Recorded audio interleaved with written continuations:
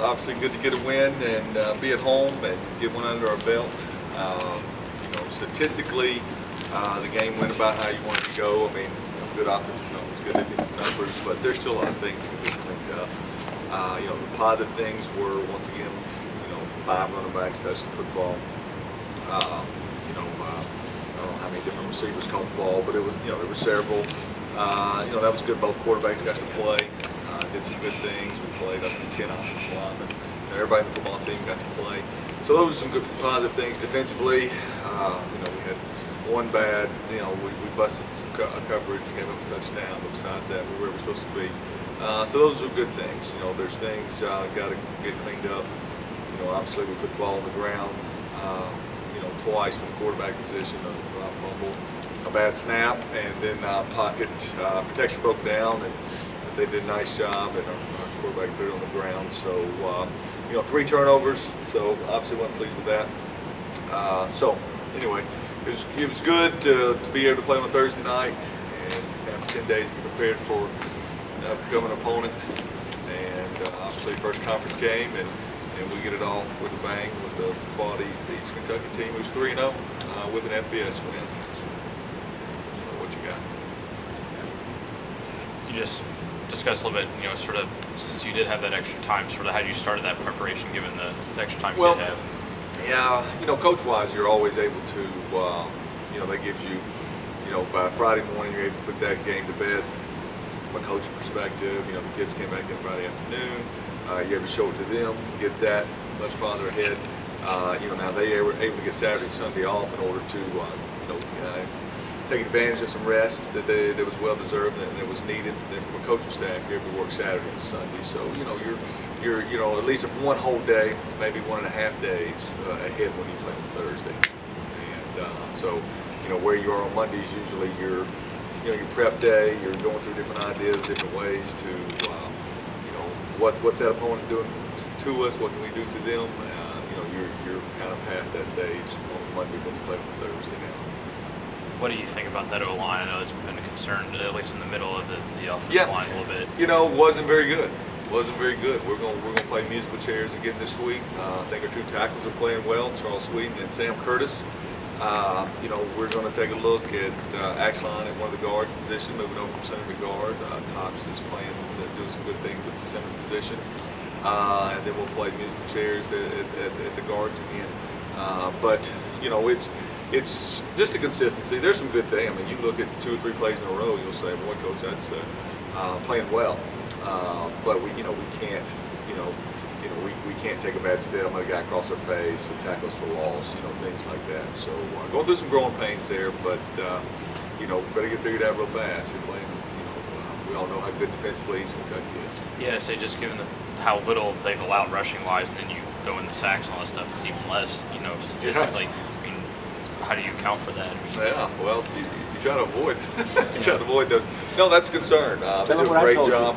They do a great job with their line movements and their zone pressures, and this Dean and I have been coaching together for 5 years, 5 or 6 years now, and we've never scored a lot of points against them. We've won 2 of the last 4 games, but they've also, our defense played really well, held them 10 points or less in the games that we've won. So schematically, they do a great job. They've got good players.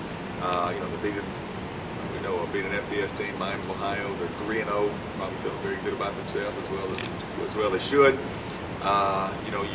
You're not gonna go on 14-play drives against them. Nobody does. It's not going to happen. You're going to have to, break a tackle. You're going to have to go up and make a play. You're going to have to get turnovers and get short fields. But if you're planning on going 80 yards 3 or 4 times throughout the game, that's not the recipe that you're looking for. Over the last couple of games, have you seen anybody that you think may be that breakout player offensively that you've been looking for? Seen spurts. LaDevin. Seen LaDevin Fair. Be a tackle away here and there from breaking a tackle, from putting a big one. You've seen consistency out of Najee with 9-yard swing passes or 9-yard runs. Ready for him to make somebody miss at the second level. then you can see consistency of Abu and Trent. They've been our most consistent guys inside. But yeah, I still think after 3 games, I think our quarterback's probably still got the longest run, which that's 80-yard runs against quality opponents. Don't come very often. What have you talked to the quarterbacks about since Thursday night? What will you sort of talk with them about the most here this week? It's hadn't met with them since Friday. I thought they both played well the other day. I really did. I thought we missed some run checks. I thought Jared, and he'll tell you, he missed some things early that he usually doesn't do. We'll decide on our game plan this afternoon, and we'll get more in depth to that. But I think we're completing above 70% of our passes after 3 games. We're relatively doing some nice things, taking care of, anytime you complete over 70% of your passes, you got to like what's going on there. I think they're both doing well with that. We've got to find some bigger plays. College football is about flipping the field, about some big plays. It's not an NFL game where you're going to have 310 yards offense and kick a bunch of field goals. You got to score some points, and this week will be no different. Talking about Eastern Kentucky offensively, can you just kind of address what you've seen from them on film? Yeah, very good running football. The same thing it's been the last couple of years. If you can't load the box and you can't tackle them, they'll run it until they get tired of running it. And then the concern of that is that the max protection, big balls outside or to inside receivers, which we've been prone to give up to this point. So, if we can protect the big ball and stop the run, then just like we did last year against them, then we'll have a chance.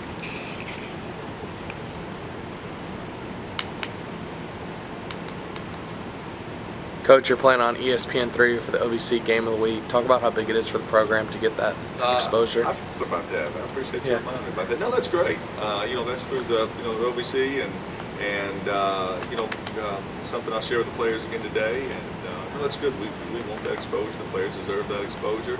Hope we have a great crowd. Hope it's nice weather and more students even come that came last time, and more community members, alumni are there. So that could be a great day. Obviously, the first conference game is always a big deal. Do you think? There's any sense of pressure. Obviously, you try to keep the pressure, down. Do you feel a little sense just, naturally, just given the stakes? No, I think it feels just like it feels whenever you play East Kentucky because of quality opponent. Whether you're 1-0 or 0-1, that's the math problem of it. But I think just playing the quality opponent that you're playing, adds attention to detail, and adds it ought to get us going. It's not a game you get off to a slow start to. It's not a game that you better not be ready to play for. So I don't know if pressure is the right word, but I think it's more the quality opponent. No matter, we usually play them in the bottom of the year. This time it's early, so I think it's just more the quality opponent than analyzing the mathematical equations, because both know that can change. Here in the next 3 or 4 weeks, no matter what the outcome is this week. Besides obviously the good defense, anything from last year's game you remember that would obviously help you sort of? Yeah, it was a very physical game. We had a couple, 1 or 2 big plays that flipped the field, and our defense just played outstanding to hold it to 10 points. You don't have to, as long as you don't screw it up offensively, you got a chance to win when you only give up 10 points. But that was good. We went on the road, and they were chasing just like we were, trying to get that 6th win, get to the playoffs, and for us to be able to get a win, first time ever in the history of our program to win that game on the road, it was a big day for us. As far as defensively, anybody on your side that you've seen sort of elevate his game in the last couple of weeks? It was good to see Tony Bell. We kind of moved him around last week, and he started to be the Tony that we're used to seeing. Not that he's played bad up to this point, but you're just used to hearing his name be called more. So that was good to see. We're getting some solid play from several positions, but it was good to see Tony beat the Tony that we all grown accustomed to expect.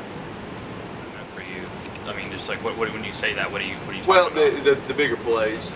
the tackles for loss. I don't even know what his stats were, but we played him more outside this past week based on the scheme that we were seeing, and it was beneficial to us. Did that influence that interception at all, or was that? I can't remember. I think he was actually inside at that particular time because we were in a certain type of personnel. But it was good to see. I mean, the guy can make some plays, and we got to get some turnovers. I mean, we've got one turnover, and that was Tony getting it in 3 games, and we've given up 9. I mean, I'm sure that's probably puts us at the bottom of the turnover, turnover margin in the country, and it'll bite us this week if we don't fix it. Remember you said Carlson seemed to do a pretty good job of trying to get one, but nobody else really was. Have you seen some, at least?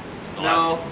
I did see Clee Higgins make a good play, come out of the middle of the field, kind of double the receiver, inside receiver, and looked kind of like it was supposed to look. But no, we've got a long way to go from creating turnovers. Haven't seen it yet.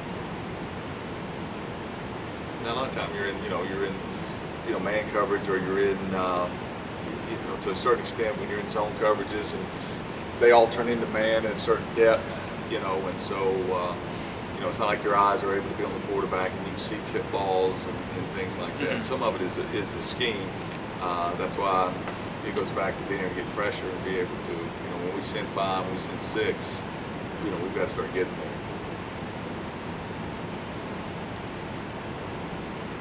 Last year, you guys, also with 3 home games in conference play. Is that something you've discussed or will Yes. discuss at this point? Yes, I mean, I guess we were 2 and 3 at home last year, and that kept us out of the playoffs. So you got to protect home field advantage. That's something that we were able to go on the road and get one at their place last year. I'm sure that's the same mindset that Dean and his team will approach this year. You've got to take advantage of that. Being at home. How's just your team's, I guess, attitude, mentality at this point? I think a lot to prove. I mean, you say, well, you could be sitting here 2 and 1. Well, I both know that that would have been a good win on the road, no doubt, against Central Arkansas. But it didn't happen. So now, hey, that one's for, those 3 don't mean a whole lot. I mean, at the end of the year, they will, your overall record. But now you got 8 conference games. Let's line up. Now we kind of have a better idea who we are, what we are, and that's not in play. Is that kind of nice to have a sort of chance, I guess, for a fresh start in a sense? To a certain extent. I mean, it's kind of funny if you're sitting here at 2 and 1 and you lose, you aren't feeling very good. If you're sitting here at 1 and 2 and you win this week, then you're still feel sick about the Central Arkansas game. So it never ends. It's just a constant cycle until the season's over. Of you always want more as a coach, as well you should. I know you said you're going to work more with the game plan today, but still expect some quarterbacks, Neil and Fard both play. Yeah, they'll both play. They'll both play, and we'll go from there. Anything else? We're good. Thank you, guys. Thanks, Coach. Thanks.